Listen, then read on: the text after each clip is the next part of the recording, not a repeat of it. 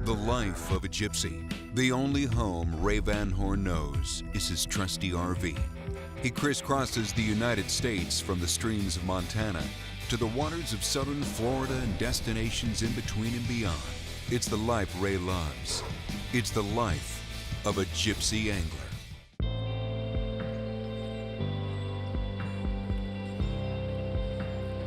Hey, in this show, I'm bringing back an old friend. Mike Mall is an old friend, and I've learned a lot over the years from Mike, not only in angling, but he's taught me a lot about these Everglades. I'd been coming down here for quite a while and bumped into Mike a number of years ago, and he was actually rehabbing from a pretty serious back fusion surgery and had a little bit of downtime, which then I had kind of a captive audience. He couldn't run from me, so I pretty much tortured him until he gave up a lot of his secrets.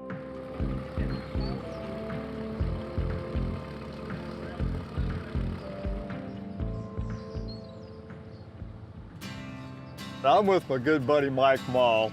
They winter down here in the Everglades. They've got a beautiful home up in Montana, and I know in the future you're going to see us film up there in the Yellowstone. This is going to be a beautiful day. We've been wanting to fly fish here in the Glades for a while, and you've been so kind to bring me to your favorite trout spot. We're going to start on this fallen tide on a spot that you've been fishing for a long time.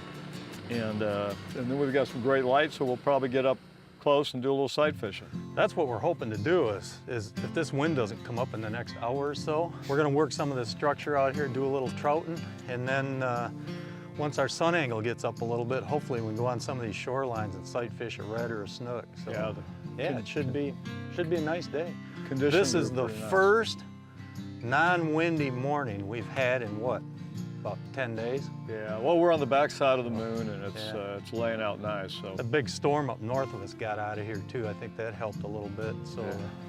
You know, hopefully if this stays down, it should be good. So, well, let's see if I can't flog a couple.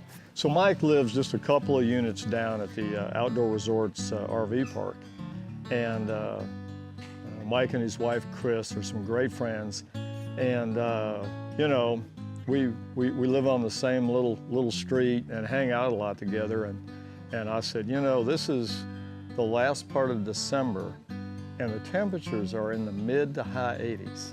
The water temperatures are in the high 70s. And I said, you know what that means, right? He goes, oh yeah. Man, it'd really be nice to jump a poon on a fly. And he said, man, I'm up for it, let's try it. Where we're sitting right here, there's a big mud bar right behind us, and this drop off, these trout just stack in there, and that's their little feeding station. What we're trying to do is just cast up on the edge of this bar, run that fly right off the edge of it there where they're setting. And we're on a falling tide, so that helps a little bit. That sort of concentrates the fish in here. And when we can get that, normally if you find one, you'll find 4 or 5 of them all in one spot, and then we just move around to a different spot and do it again. Mike said, you know, we don't have the best light right now. It's the last part of the outgoing tide, but he said, in this particular spot, we can catch some really nice trout on fly. When you don't have good sight fishing conditions, this is a great option. Nothing wrong with that trout, No, buddy. That's a good one. You can come in here for an hour, hour and a half and mess around, both before you've got sight fishing and after you lose your visibility. There we go. Nice little trout. Chunk right there, buddy. Yeah. This is one of Mike's favorite trout spots on this particular tide. And the attraction is that it's a varied bottom configuration. It's a real hard bottom area. A lot of limestone substrate, some oysters. Again, it's not a static slope. It's all up and down. And big trout like that. And I'll tell you what, I'm casting a 7-weight with that sink tip, and he ties up all these beautiful flies. He's got me this chicken-colored clouser, which, you know, has got dumbbell eyes. It'll drop fairly good. So you make a fairly long cast, let it count down a little bit, strip it, and I mean, these were not small trout. These were nice. They were 2.5, 3 pounders. It was a lot of fun on a 7-weight. Another nice fish. Look at that. Yeah, coming at you here. A beautiful fish. Nice little trout. Not bad, buddy. There. So I'm fighting this really nice trout and we've just about got him to the boat. And I mean, all of a sudden there's a ruckus and this thing comes flying out of the water, chomping. That's ladyfish. That's not a ladyfish. No. Yeah, it is. Is it? No, it's a trout. Oh, it's a trout. Oh, jeez! Good God! That's what I was talking about, those darn bull sharks. Oh, God! Whoa, look at him. Watch out! Whoa, whoa, Look, he's whoa, right whoa, whoa. here. He's still after him there. Do you see that, dude? Danger, danger. Here, let's go ahead and jerk him out of the pond. In the quick. boat. Good grief. That's what we were just talking about right there. Yeah. Yeah. Thanks. You gonna splash him around a little bit? He's gonna get the quick release. There. So, you know, we catch a few of these nice trout, and then conditions are right. The sun's up a little bit, we can see, but that's the way it is. And Mike said, hey, let's go to that tarpon spot and see if we can't get a few opportunities. Those are pretty fish, Mike. Beautiful. Just a nice run of trout. They're not huge, they're not small, they're just a, They're you know, perfect. just nice trout. Very user-friendly. All right, baby. There you go. Yeah. The Gypsy Angler with Ray Van Horn is brought to you by Ranger Boats, still building legends one at a time. Evan Root E-Tech, 300 hours, no dealer scheduled maintenance. Camp Light Truck Campers, no wood, no rot.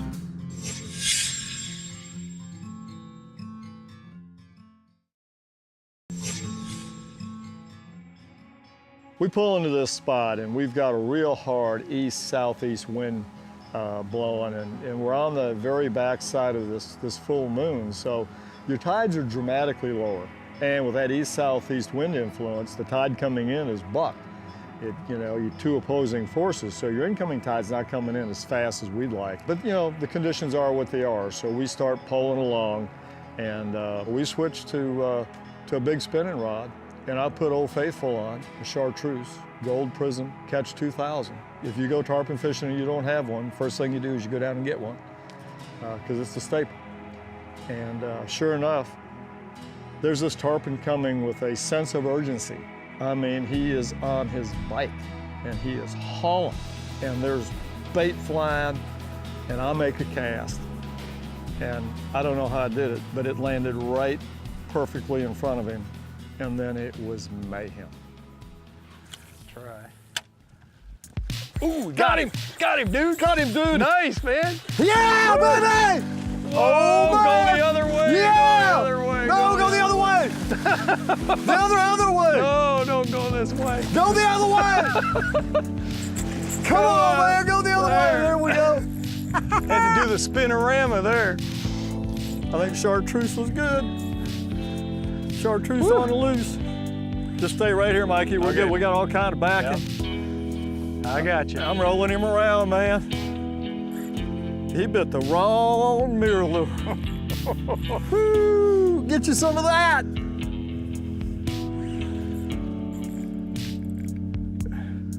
Yeah. How much leverage can you get in here, Poon? Not a whole lot in 18 inches of water. Yeah. Except for that. Yeah. Oh. That's what it's all about right there. Good, Ray. You're working them, man. That's a beast, buddy. It's a big boy. Big girl.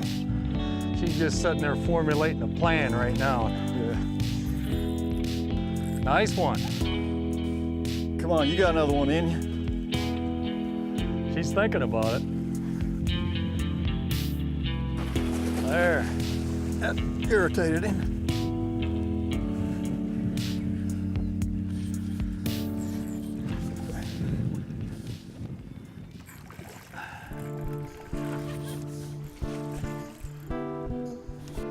I don't like them on a short string when they're still green. Deja vu all over again. There you go, Ray. Staked out again. There's a lot of challenges in tarpon fishing, but one of the benefits for an angler in shallow water scenarios is that these fish have nowhere to go. Water column's compressed. It's a huge, huge advantage for the angler once you hook up, because they go crazy. They spend a lot of energy. They're in the air. They jump nonstop, and you can get the leverage on them in shallow water. They can't get the deeper water and sound on you. It shortens up the battle tremendously. Giving you a tug, Ray. It's giving you a tug. It is tropical, and that's why I live here. That's why Mike lives here in the wintertime, because when conditions are right, like they are right now, we have opportunities to catch not just the small creek tarpon. These are full-grown girls here now. These are giant fish. And there's no other place that I know you can go and have that opportunity. I mean, the place was crawling with them. They don't like it when you put it down their back. They sure don't. And that's the most effective angle on them, too. You know, it's almost surreal because it's hard to imagine that the water is only a foot, foot and a half deep. And these tarpon are swimming in and all around the mangroves.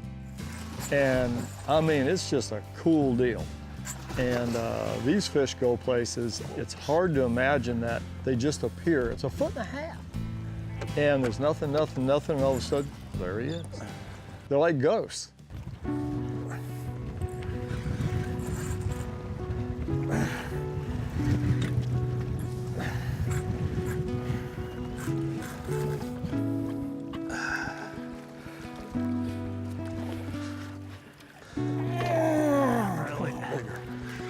Baby.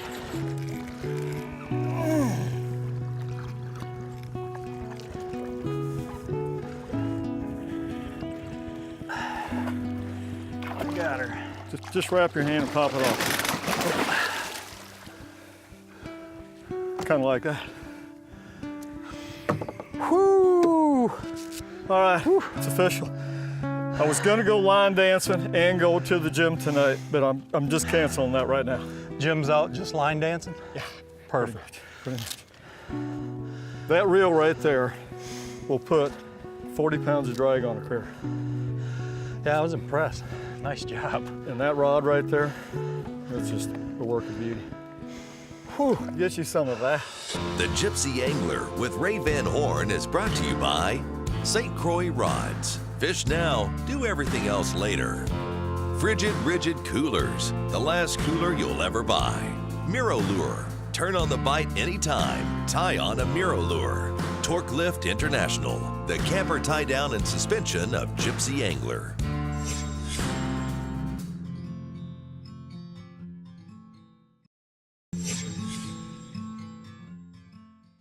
You're gonna be able to see on the footage that we're fishing kind of like in a desert.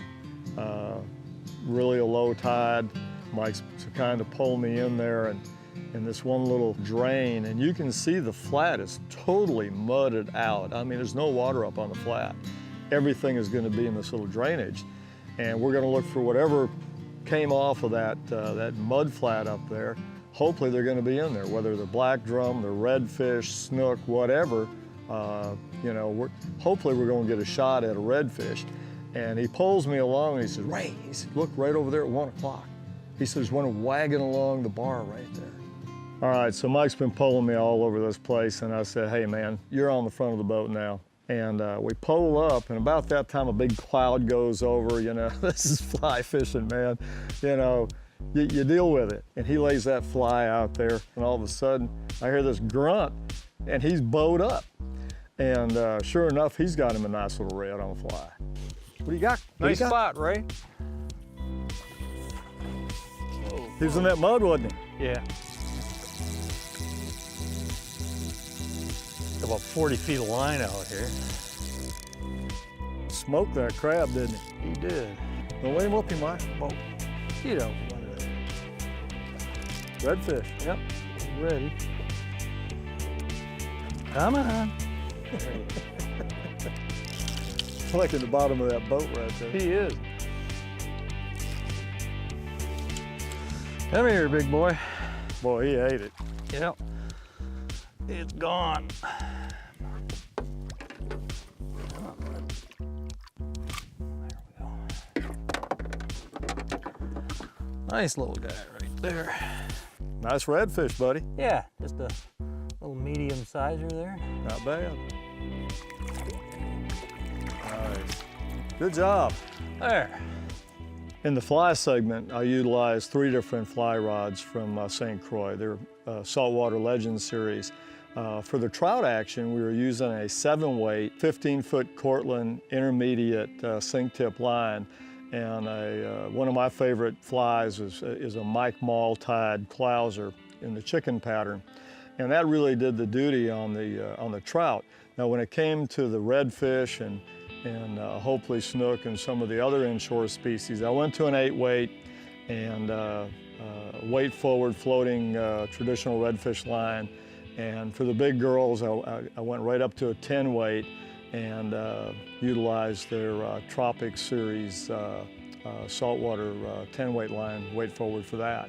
And Nautilus reels, I mean, you know, smooth, seamless drags, large capacity arbors, fantastic outfits. Down. Yep, he does. Ooh, he looked. There you go.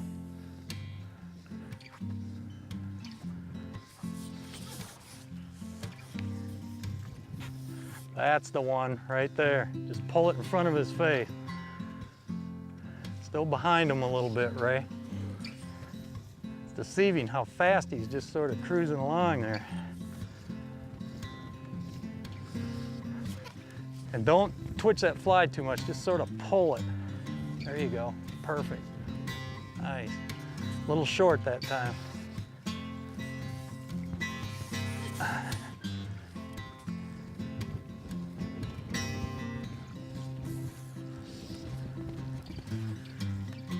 You will never get a better shot right there. Oh!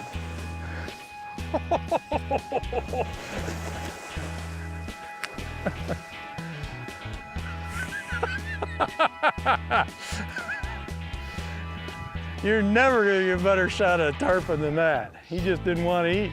He didn't want to eat. I put 3 or 4 of them right in front of him, man. The Gypsy Angler with Ray Van Horn is brought to you by Procure Bait Sense, ruthlessly effective. Blue Point Fabrication, if you can dream it, we can build it. Dick Norris GMC, the preferred truck dealer of the Gypsy Angler. Bob's Machine Shop, go fast, go shallow, go efficient.